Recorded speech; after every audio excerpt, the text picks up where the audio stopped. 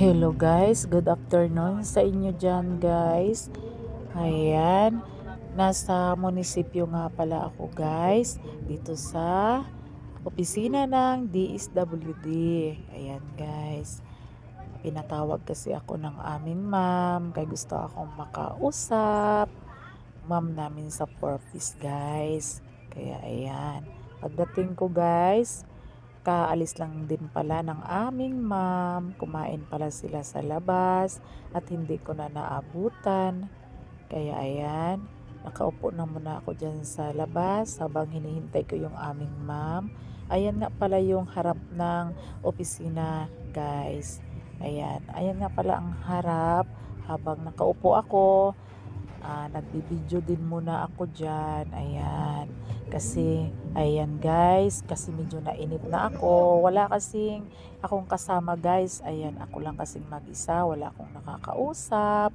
Kaya ayan, nakaupo lang ako dyan sa labas habang hinihintay ko ang aming ma'am. Ayan, nagbibideo-video lang muna ako. Nagbibideo-video lang muna ako guys habang wala pa yung aming ma'am. Ayan. At ayun guys, dumating na yung aming ma'am at nakausap ko na siya. At ayan dyan guys, ay pauwi na ako.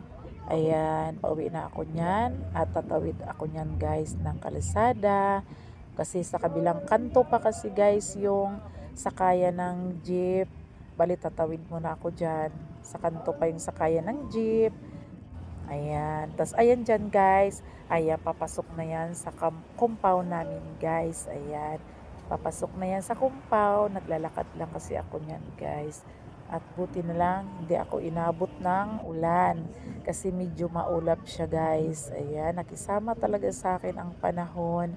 Kasi medyo maulap yan guys, pero hindi naman siya natuloy ang pag-ulan. At mayroon naman ako dalang payong sakaling umulan, mayroon naman akong dalang payong panangga sa ulan. Ayan, safety pa rin talaga guys sakaling umulan, kasi mayroon naman akong payong nadala.